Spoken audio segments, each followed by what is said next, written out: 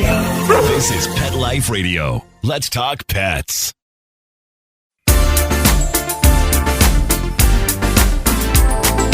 Rappaport to the rescue with award-winning animal advocate Jill Rappaport.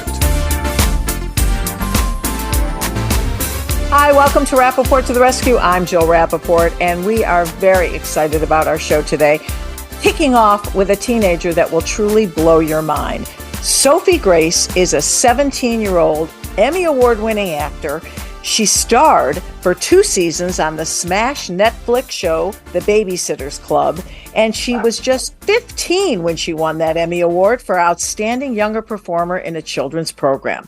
She's given a TED Talk. She's the first teen ambassador for the Halo Foundation Club. Now, Halo is a really cool organization that helps at-risk and homeless youth around the world while inspiring kids through art. And the connection here, she has an adorable rescue dog named Julep, and she's also been so passionate about riding and her love for horses since she was 6 years old. And that brings us together for a very special campaign. We are both featured in the new Seen Through Horses campaign.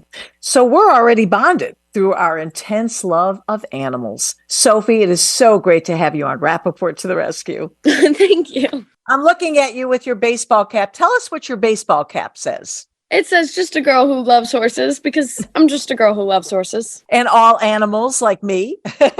Yes, that's very true. And I know you have a rescue dog. Tell us about Julep, an adorable name, by the way. Julep is like a little ball of energy. She is just the happiest, cutest dog you'll ever meet. She was a hunting dog that was dumped somewhere in Alabama after the hunting season was over, it's just heartbreaking to think that someone could ever not want her because she is the light of my life. And she's just something that I wake up to in the morning and it just puts a smile on my face. And she smiles too, which is adorable. Tell me about your love of animals and when it began. So when I was a kid, I remember watching Snow White, and it was my mom's favorite movie. And naturally, you think your mom is the coolest person ever when you're a little girl. And Snow White could literally go out into the woods and talk to animals. And I just thought, I was like, that's what makes you a princess. That's the common theme in being a princess. And so I would go outside and I would hunt for snails and worms like any kid would. But it just grew to be so much more than that. Every time I met an animal, I would just feel this overwhelming compassion for it, like as we do as humans. It's like you are a life and you are valuable. And it's just finding love in such simple things like that. It just brings your life a lot more pleasure. And I think it makes a better quality of life. And there's something very healing about loving animals. Absolutely. They're the best therapy in the world. Although when some are a little loud, hey, Oscar, stop interrupting my podcast. The Oscar's my vocal rescue. The other two are downstairs, mellow as can be, but not little Oscar. No, but it's really amazing because the love starts when you're born, really. It really does. I think everyone deep down has a very big love for animals, but there are certain people in the world that it just grew bigger inside of them than the rest. And I think we are those people. And Julep is your best friend. Tell me about your love of horses, which I believe began when you were 6 years old. Yeah, my mom kind of raised me as kind of a city rat, but we lived in Pennsylvania, it's very bipolar. It's either city or farm. And my mom had all my siblings and I try all the sports, and I just could not find something I liked, which is a lot of the reason why I got into acting. And I was good at things, but I didn't love it. So she put me in horseback riding on a whim because she just heard about it. And I do love animals, and I just absolutely fell in love with horses. They're just so healing and so beautiful. And you can build such a strong connection with such a big creature. And it just reminds you that you are on Earth just to give out love and to receive it back. It's just a good energy exchange, I guess. Absolutely. Not happy, but I am. Yeah. And I always say, I wish my horses could live in the house. That's how much I love mine. You know what? Having an in-house horse would probably be my dream come true. I'm sure we could get some big doors. Exactly. Was there one horse in your life that truly left an indelible mark on you? There was. He was a gray speckled horse, and I remember his mane was so shiny it looked like silver tinsel. And I would take the classes all year, and I would take the summer camps, and I would enter myself into all these competitions, and every single time it was always Rocky and me. And I was going through a very hard time with some other things going on in my life, and it was a lot for such a young girl to deal with. And a lot of it did have some mental health effects on me. But when I would go riding, mind you, I was like 6 to 10 in this time, actually 6 to 11, 12. It was just such an escape. It was such a distraction because it was so much joy flowing through my life. And I just really loved where I was. Wow, Rocky was certainly so important to you. Now, Sophie, you come from a huge family. You're one of 6 kids? I am one of 6 kids, so Wow. it is a swarm to find your identity in all that personality. And animals is a big part of that for me. Are you the only actor in the family? I am. Everyone else is an athlete or a brainiac. And I am kind of a brainiac myself, but more so in the emotional study sense. Well, you started your career quite young. I mean, you winning an Emmy at 15. How incredible is that? It doesn't feel real. It never will. So coming off a hit show like that, The Babysitter's Club, which was on Netflix, are you a little jaded for what you do next? Well, it did make a lot of things really different. And it did there's 2 sides to every coin, but I would take that coin over any other coin because I really do love the life that I was able to build for myself from that. And I know starting from such a young age, it might not seem like it would be a lot of work. It seems like it came so easy to me because it really did land in my lap, but it is a lot of work. And I'm not necessarily jaded because I do have this undying hope within me for some reason. But I wanted to take some time to really grow up and to really get to be a kid. And I think I've gotten to do that very well. And I really just want to help people. And I've been able to do that with Halo. And now that I found this, I'm able to help animals. And I really feel like I'm contributing what I want to contribute. And when you talk about this, you're talking about this wonderful horse campaign. Yes. That's kicking off today, May 1st, called Seen Through Horses, that we're both involved in. Tell me about that and how you got involved.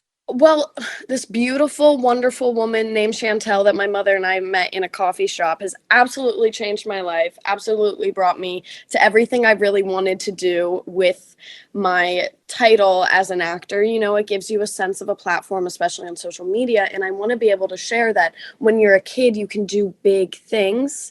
And this program in specific, this horse campaign, is a way to help push the idea that horses do help mental health, and you can seek out so much therapy and so much healing through horses. And there are so many campaigns and nonprofits and charities that all revolve around horses. And I think it's a really cool thing to spread the word about. And not only that, I mean, I was so honored to be featured. And in full disclosure, that woman that you're singing the praises of, Chantal Klinger, I have a very special relationship with her because the time I got to be on Oprah, Chantal was my producer. So we go back those years. And that was, to me, the most amazing experience in my career, to be sitting next to Oprah and do a story. That is a pretty cool one. Yeah, on animal rescue. And Chantal was my producer. She did the most amazing job. And she came to me with this campaign, and actually it was singing your praises. And I thought, I got to get that girl on my podcast. Looking at you, knowing what you've already accomplished in your 17 young years,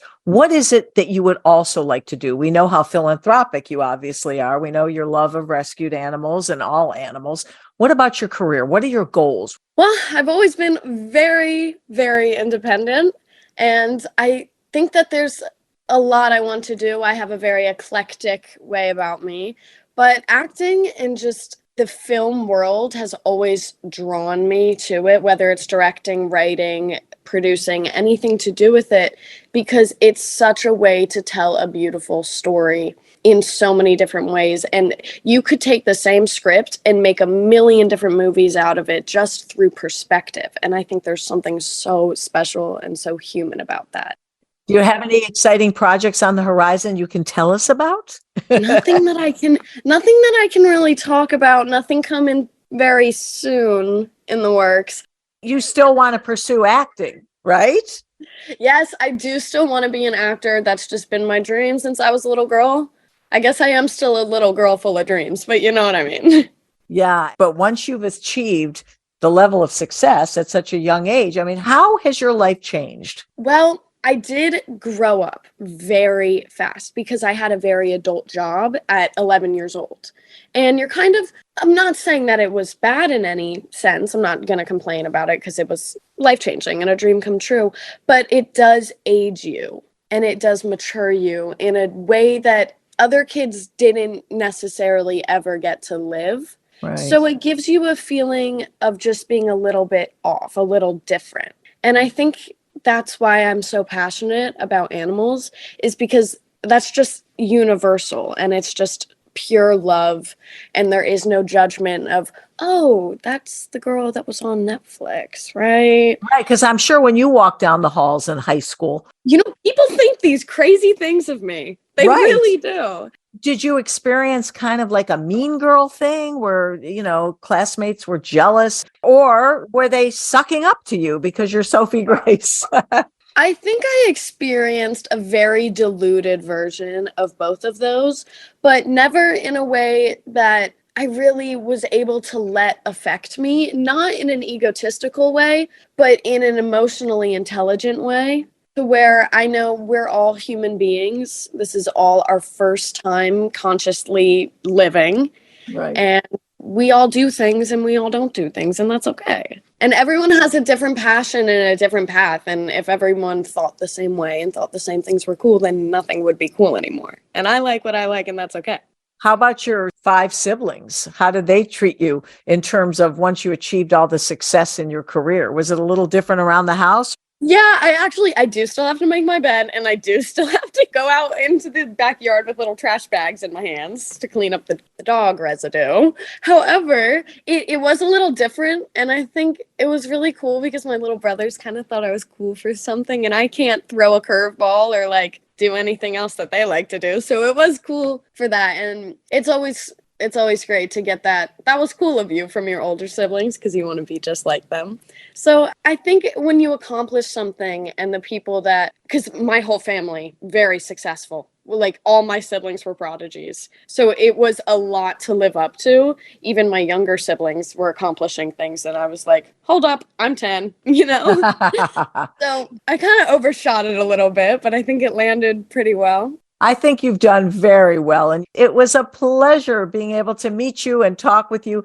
Continued success, and please continue on your mission of the heart, which is helping animals in need. Thank you so much. It's a pleasure to meet you, and thank you for having me on your amazing show. Oh, well, we're thrilled to have you. And when we come back, we have another amazing guest. I have to say that this woman is probably one of the most special veterinarians that I have ever met. She has truly not only saved countless lives, but she is a therapist and a best friend to all of the pet parents who have to go through very sad and scary things with their pets. This woman is one in a million, Dr. Joyce Obradovich, when we come back.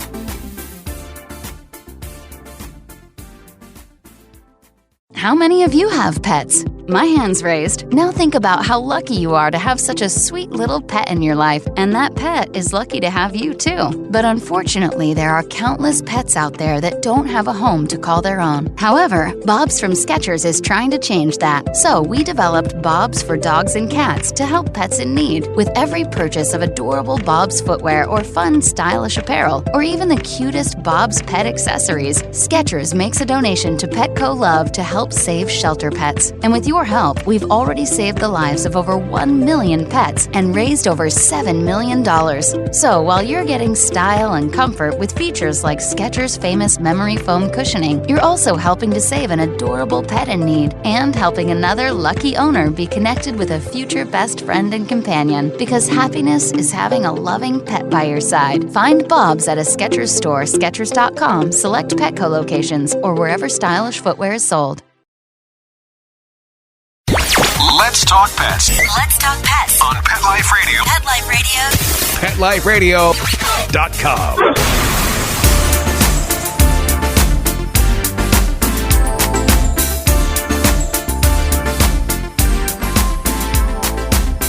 Welcome back to Rappaport to the Rescue. I'm Jill Rappaport, and my next guest is truly an angel. I can tell you firsthand, I have never met a person like this who happens to be a vet.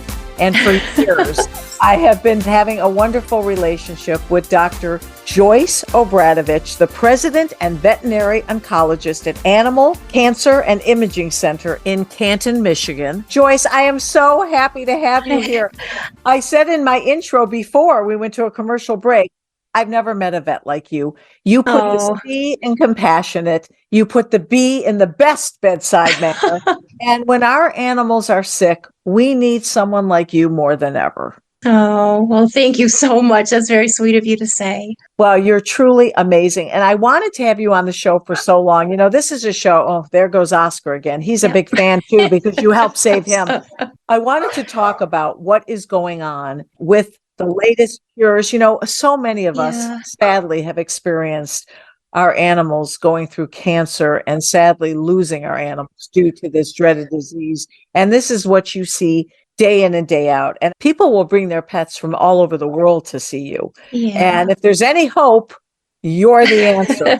So are we making any breakthroughs, any good news, Joyce, that we can look forward to for our fur angels? Absolutely. When I look back over the last 30 years that I've been doing this, we've made great strides since then. And I think it's always shocking to people. Every client that I see, they're surprised that pets get cancer, which always amazes me. And what they don't realize is that dogs get cancer at the rate at least the same, if not close to double that of people. So as a dog, you are just as likely, if not more likely than a person, to develop cancer in your lifetime.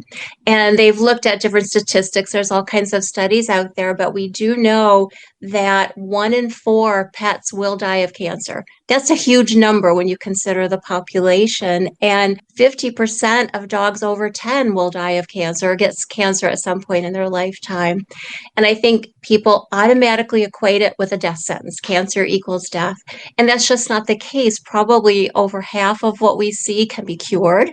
And in other cases, patients can have good quality of life, extension of life. And I think that there's so much that's changing now because people are recognizing this more. They're seeking treatment for the pets. And so that's where the positive advancements are being made, is just an increase in awareness. But relative to, many of the very, very aggressive cancers, we may not have made great strides, but we are moving in the right direction just because we're treating more, becoming more successful. And there's newer therapies that are being used right now that I think have great promise.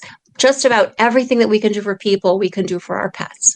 That is such great news. What are the cancers, if there are more than one, and I'm hoping that you're seeing the greatest improvement? I would have to say that there's improvement across the board with different cancers because we're looking at therapies now that are called targeted therapies. So rather than traditional chemotherapy, which is toxic to the DNA of the cell and kills it that way, we're looking at ways to change what they call the tumor microenvironment. And so to do that, we use medications that target certain receptors, for example, certain growth factors in tumors that you can turn off some of the growth with using these newer targeted therapies. It's more commonly known as precision therapy. So, for example, we do DNA analysis of a patient's particular tumor. So you can look to determine, are there specific mutations or changes in that patient for which there could be a targeted therapy. And so I think this is really moving towards the future. We're seeing, we're doing a lot of this. There is a company actually called PhytoCure that we work with extensively, whose main purpose is to identify these more precision therapies. They tend to be more personal to the pet's cancer. They also tend to surprisingly have lower toxicity levels. So I think that's one of the big areas that we're making strides. Every minute, you're hearing, if you're not experiencing it yourself with pets, you're hearing about the percentages of cancer. Is it the environment, Joyce? What is going on here? That's the billion-dollar question. I think it has to play a role, but I think it's multiple things. I think it's a combination. Food we feed? Yes, probably a lot. The food we feed, the environment that we walk our dogs in. You think about what's the reason dogs get so much cancer. It can be partially genetic, partially environmental. Some trigger is getting turned on that we don't even understand fully. We've looked at different types of tumors, for example, bladder tumors in Scottish Terriers, where they've shown certain lawn chemicals to increase the incidence. So I think it's a combination of environment and genetics as well. And what about these designer dogs? All of a sudden, the influx of the doodles. Well, it's scary to me because I don't want to overspeak it because you get impressions of things and they may not statistically be significant. But we do see what I'm seeing in my practice is some of the designer breeds, which are wonderful combinations of great personality traits that they combine in dogs. And they're beautiful dogs. It's just that we're seeing cancer in them at a younger age. And this could, again, I can't statistically prove it. It's what I tend to see that, and it makes me nervous.